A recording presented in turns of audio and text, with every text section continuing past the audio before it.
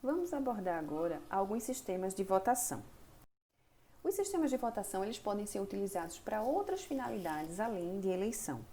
Uma finalidade particularmente interessante é no apoio ao processo de decisão de critério de um grupo de decisores.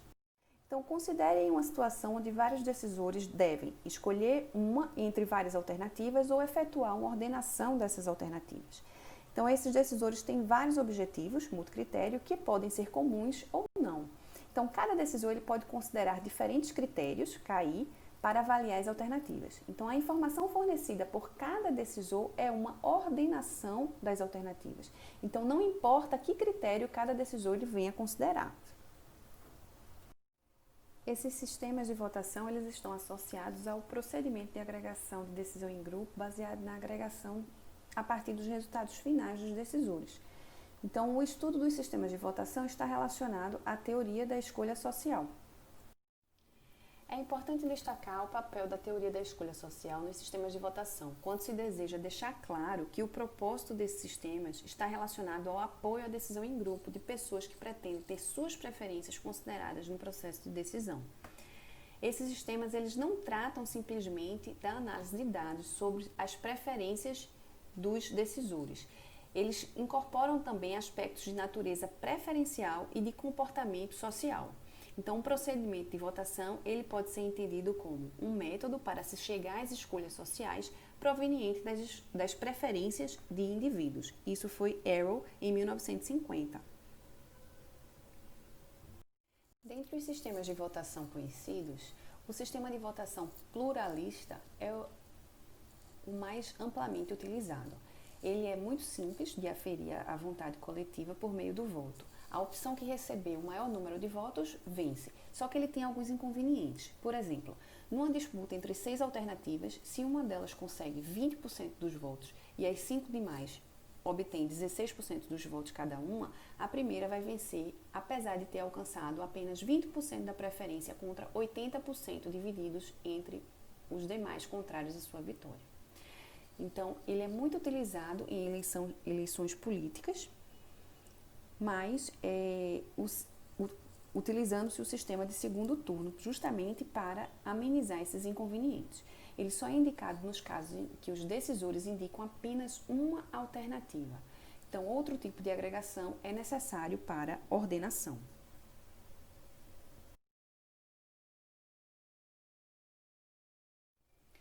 Então, a teoria da escolha social é a base para os procedimentos de votação. Então, sobre certas hipóteses comportamentais, o perfil de preferências, junto com o procedimento de votação, determina a seleção das alternativas. Uma das hipóteses comportamentais mais consideradas é que os decisores estabelecem o perfil de preferências P de acordo com seus próprios desejos ou preferências.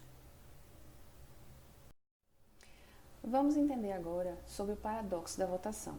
Suponha que eu tenha 3 decisores que devam ordenar 3 alternativas A, B e C, e P seja a relação de preferência. As escolhas individuais acontecem dessa forma, né? O decisor 1 prefere A, B, C, o decisor 2, B, C, A e o decisor 3, C, A, B. Então, percebemos que A é preferível a B para a maioria. A é preferível a B para o decisor 1 e A é preferível a B para o decisor 3. Já no caso de B é preferível a C, nós temos também que é a maioria. B é preferível a C para o decisor 1 e B é preferível a C para o decisor 2. Avaliando que existe racionalidade da comunidade, ou seja, transitividade, se A é preferível a B e B é preferível a C, então A deveria ser preferível a C. Só que não é isso que a gente consegue perceber aqui. Veja que o que temos aqui é que... Então, o teorema de Arrow traz a seguinte pergunta. É formalmente possível construir um procedimento para passar de um conjunto de preferências individuais para um padrão de escolha social satisfazendo certas condições naturais? Que condições são essas, né? Que são justamente as condições para a escolha social do teorema de Arrow. A condição 1. A função de escolha social é definida para todo par de ordens individuais admissíveis, R1, R2, então todo indivíduo é capaz de ordenar as alternativas.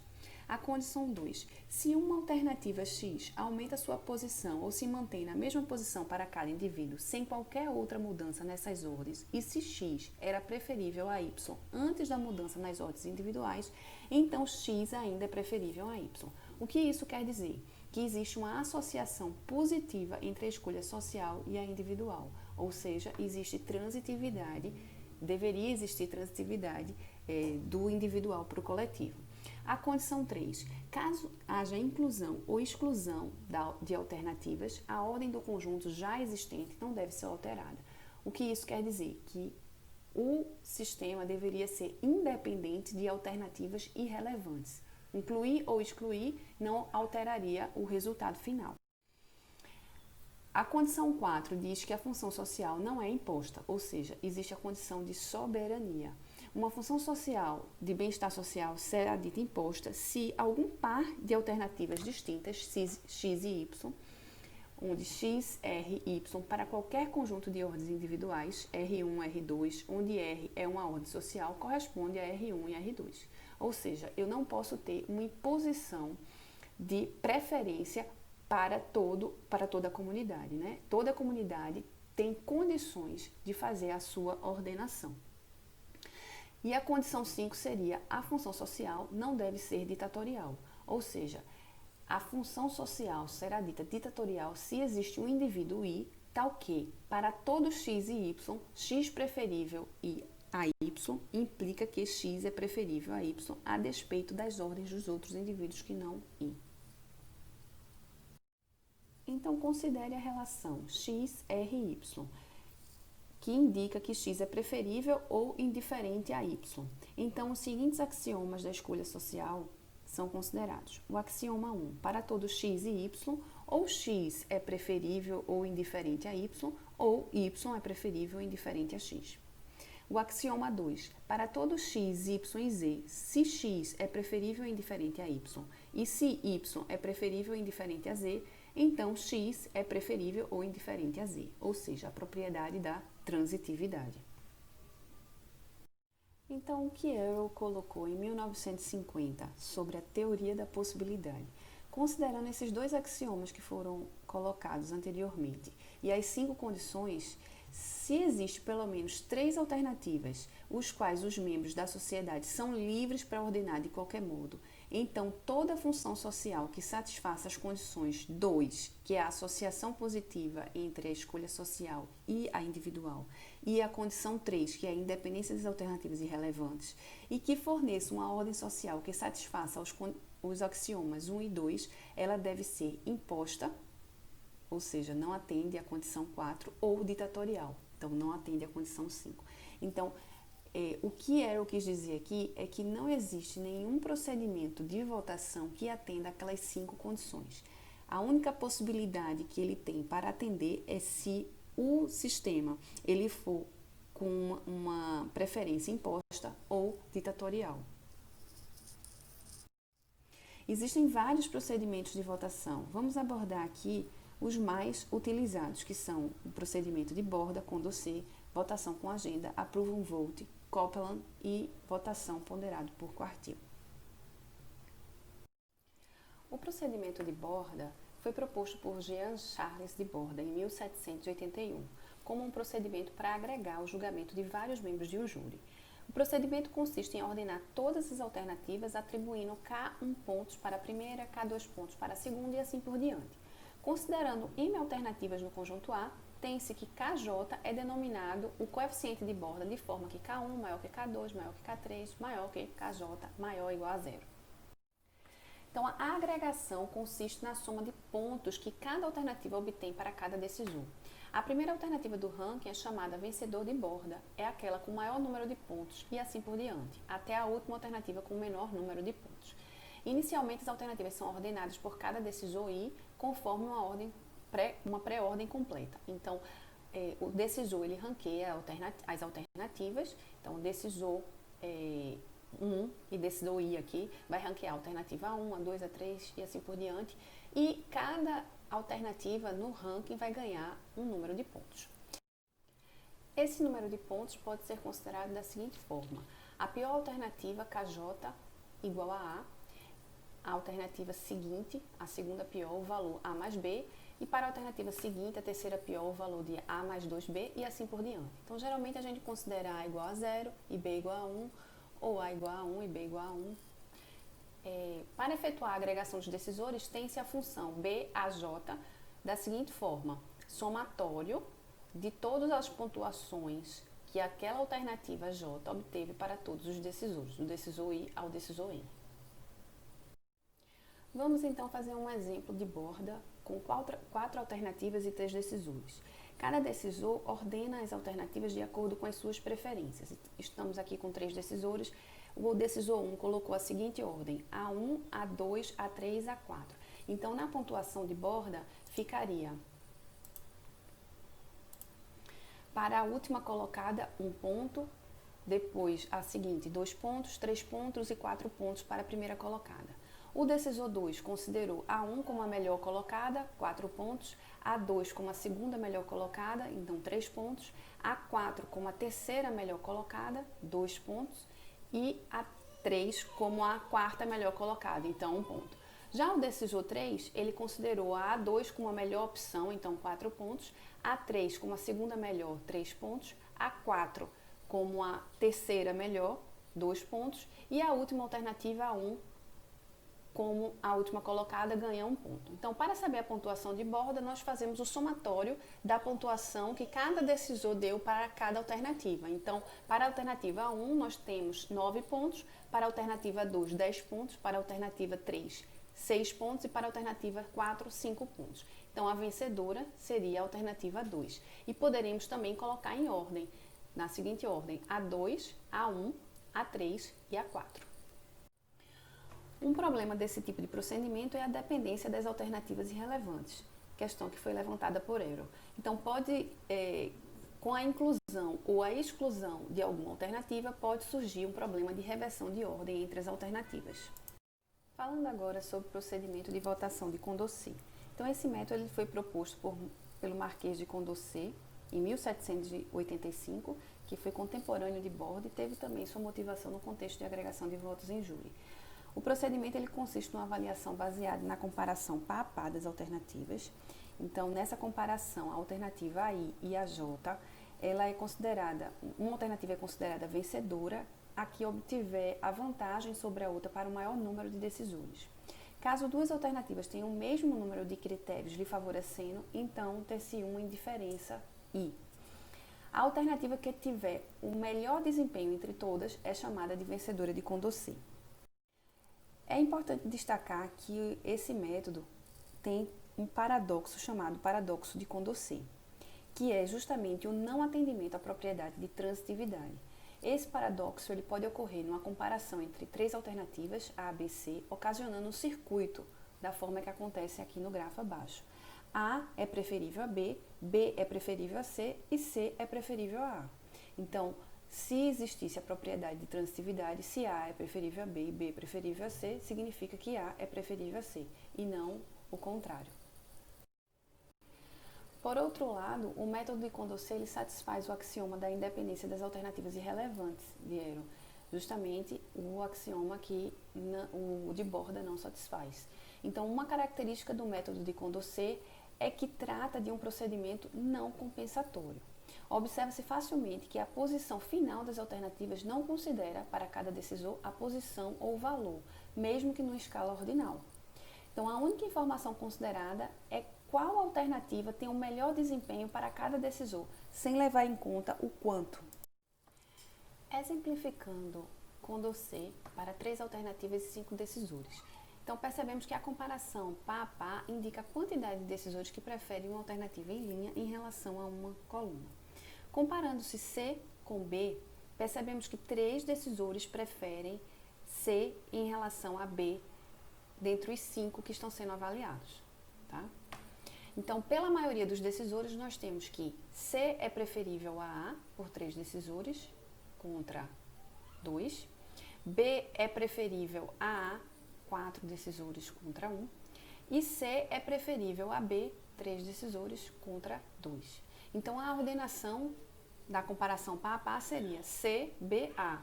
C é a vencedora de Condor C, pois vence todas as duas alternativas, A e B. Agora, avaliando um outro exemplo de Condor C, sendo que para 3 alternativas e 13 decisores, percebemos o seguinte: pela maioria temos as seguintes relações. A é preferível a B, com 8 pontos, contra 5. B é preferível a C, por 11 pontos contra 2. E C é preferível a 7 contra 6. Tá? A partir desses resultados, nessas comparações pá a pá, a gente percebe que existe um circuito, já que A é preferível a B, B é preferível a C, e C é preferível a A, e não A preferível a C. Então, isso revela que não atende à propriedade de transitividade, o que impossibilita a ordenação imediata das alternativas. Então, um procedimento que é adaptado para resolver essa proposta é justamente inverter o circuito de menor pluralidade. Né? Então, a relação C preferível a A é a que tem C vence, é a que tem menor pluralidade. Né? C vence A por 7 decisores contra 6. Então, se essa opção aqui for revertida, nós agora podemos ter uma nova preferência, né? A preferível a C. Então, dessa forma, a gente obtém a seguinte ordem. Um outro procedimento de votação que existe é a votação com agenda. Quando há várias alternativas e se pretende votar essas alternativas em um colegiado, a agenda é uma influência decisiva no resultado. Então, aquele indivíduo, né, aquele decisor que organiza a agenda, ele pode exercer um papel muito grande no processo, justamente porque a agenda é o que dita a ordem em que as alternativas são colocadas em votação. Então, o processo vai funcionar da seguinte forma: as alternativas são apresentadas e comparadas em pares. A vencedora será comparada com a próxima a ser apresentada e a alternativa perdedora é sempre eliminada. Então, este procedimento ele é baseado na errônea consideração de que a alternativa que ganhe de outra alternativa vencedora anterior venceria a perdedora na comparação anterior. Vejam esse exemplo, considerando o exemplo que foi dado do Condor C, o anterior. A é preferível a B, B é preferível a C e C é preferível a A. Imagine que a agenda tenha sido montada da seguinte forma: comparar A com C e a vencedora comparar com B, entre essas duas, né? Então, comparando A com C, a vencedora seria C, porque C é preferível a A. Então, A é eliminada. Comparando C com a próximo da lista, seria C com B, a vencedora seria B. Então, C é eliminada. Percebam que o resultado anterior seria A, tá? Se a gente comparasse todas as alternativas no único e integrado processo. Porque A é preferível a B. Então, a alternativa vencedora de uma sequência de comparação de pares dependerá justamente da agenda. Quem tem um controle sobre a agenda tem grandes chances de determinar a alternativa vencedora. Então, de fato, isso ocorre quando o paradoxo de Condor C está presente na estrutura de preferência coletiva dos decisores. Esse processo pode ser chamado de manipulação da agenda. Outro método de votação bastante conhecido também é o approval voting, também conhecido como votação de aprovados. Esse método ele foi introduzido na área de ciência política por Bruns e Fishburne em 1978. É um procedimento no qual cada decisor pode indicar tantas alternativas quanto queira, que sejam consideradas para ganhar na primeira posição, ou seja, as alternativas que sejam atrativas para suas preferências, ignorando aquelas alternativas menos interessantes. Então, para cada conjunto de N alternativas, cada decisor pode aprovar até N-1 alternativas. Então, cada decisor atribui o valor 1 ou 0 para cada alternativa. O valor 1 indica que a alternativa tem sua aprovação e o valor 0 indica que ela não tem sua aprovação. A alternativa selecionada é a alternativa que tenha o maior número de votos. Como exemplo, suponha um grupo com 4 decisores que aprove 3 alternativas como as suas primeiras colocadas, né, e mais preferíveis, e o grupo com 3 e 2 decisores aprove apenas 2 alternativas. Então, no caso, o grupo com 4 decisores que está aprovando as 3 primeiras alternativas, A, E e D, então A D e E ganham 4 pontos, porque são 4 decisores, e o grupo com 3 e 2 decisores vão aprovar apenas as duas primeiras alternativas. Então, o grupo com 3 decisores aprova B e C, então 3 pontos para B e 3 pontos para C, e o grupo com 2 decisores vai aprovar as duas primeiras alternativas, C e D, então 2 pontos para C e D. Fazendo o somatório de pontos, percebemos que a alternativa D se torna selecionada com 6 pontos, visto que ela... Outro método de votação é o conhecido como Copeland, que é baseado em comparações par a par para determinar o valor de cada alternativa, selecionando a alternativa com maior valor. Então, o valor de uma alternativa I é função do número de alternativas vencidas pela alternativa I, subtraindo do número de alternativas que vencem a alternativa I. Aqui trazemos um exemplo do Copeland, com 3 alternativas e 5 decisores. Nessa primeira tabela, nós mostramos a vantagem de uma alternativa sobre a outra em relação ao número de decisores. Então, vamos avaliar, por exemplo, a alternativa A. A alternativa A, ela comparando com B, né, um decisor prefere a alternativa A em relação a B contra 4 decisores. Então, a alternativa B vence a alternativa A. Com relação à alternativa C, nós temos que 2 decisores preferem A a C contra 3 decisores que preferem C a A. Então, a alternativa C vence a alternativa A. Então, colocamos aqui em termos de vencidos e de vencedores. A alternativa A, ela não vence nenhuma alternativa, mas ela é vencida pelas duas, certo? Então, o algoritmo de Copeland, ele processa justamente isso. Quantas as alternativas vence, subtraído por quantas alternativas ela é vencida por, né? Então, o valor de A significa 0 menos 2, ou seja, valor de menos 2. O valor de B seria, ela é vencida por uma alternativa, ela vence uma alternativa e é vencida por uma, então 1 menos 1, 0. E o valor de C seria o quantas alternativas ela vence 2 alternativas e é vencida por nenhuma. Então, ordenando em ordem crescente, nós temos que a alternativa vencedora é a alternativa C. Um outro procedimento de votação é o que a gente chama de votação ponderada por quartil. Esse procedimento, ele considera 3 regiões, tá? O quartil superior, aquela posição mediana e o quartil inferior. Então, para esse tipo de votação, é feito um indicador de força, considerando 1 ponto para a última posição do quartil superior e acrescentando 1 ponto para cada posição acima, e o indicador de fraqueza, considerando menos 1 ponto para a primeira posição do quartil inferior e decrescendo.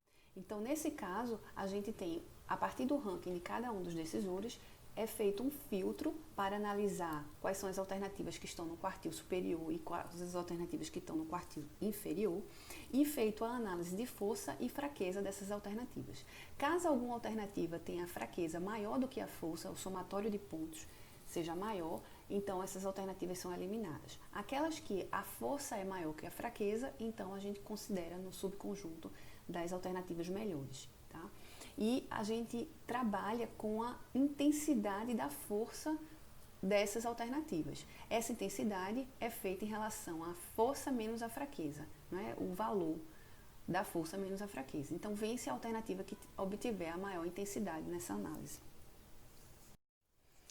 Então, esse procedimento ele se concentra nas primeiras e nas últimas posições, confrontando esses votos. E ele elimina uma massa de alternativas irrelevantes. Então, ele foca a atenção na informação que é mais importante do ranking. Em especial, é um procedimento interessante quando há muitas alternativas a serem avaliadas. Bom, falar de todos esses sistemas de votação implica em ter um novo problema de decisão, que é justamente qual desses métodos de votação escolher para aplicar num determinado contexto. Então, este livro, Systems, Procedures and Voting Rules in Context, ele traz um framework importante para a escolha de um processo de votação, de um procedimento de votação num processo de decisão organizacional. Tá? Esse livro é da Springer e tem como autores Adiel de Almeida, Daniele Moraes e Hannah Norman. Esse livro ele fala justamente como escolher um procedimento. Dentre os vários procedimentos disponíveis na literatura que podem ser aplicados ao processo de eleição ou a um processo de decisão em grupo, quando se deseja agregar a ordenação de um grupo de decisores que estabeleceu um conjunto de alternativas. Então, estes diversos métodos, eles podem apresentar características próprias e formas diferenciadas de comportamento em relação às questões que surgem no contexto da teoria da escolha social. Então, deve-se avaliar as possibilidades de manipulação por um grupo de avaliadores, né, num grupo de decisores. E também deve-se analisar o comportamento dos métodos em relação às propriedades desejáveis para os seguintes sistemas de votação. Então, a análise do comportamento nos sistemas em relação aos paradoxos típicos de cada procedimento também deve ser considerado. Então, os dois paradoxos clássicos mostram o que pode acontecer, mas não necessariamente o que vai acontecer. Então, o estudo dos paradoxos mostra que há limites para o que se pode esperar em relação a alguns métodos. Então, cada contexto e situação de decisão há propriedades e comportamento do grupo que são mais relevantes e que devem ser considerados com maior atenção. Então, o contexto e a situação da decisão podem também permitir o convívio com alguns problemas de alguns métodos em relação à violação de algumas propriedades. Então, a escolha do método ela deve ser baseada no confronto entre essas questões comportamentais e de natureza social do grupo de decisores e nas características dos métodos. Então, deve-se considerar como esses dois fatores como se eles se equilibrassem, tá? Um equilíbrio entre eles, de modo a gerar um resultado que seja mais consistente possível.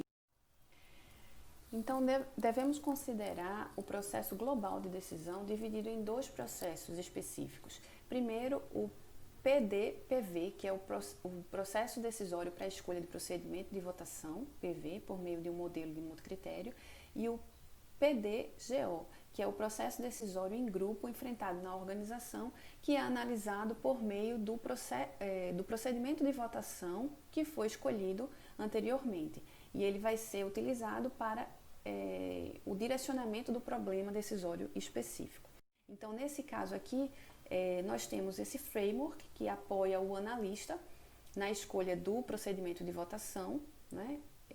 Esse quadro tracejado aqui mostra para cada etapa quem toma a decisão, se é o analista ou o decisor, e quais são os passos do framework para achar o processo decisório para o procedimento de votação.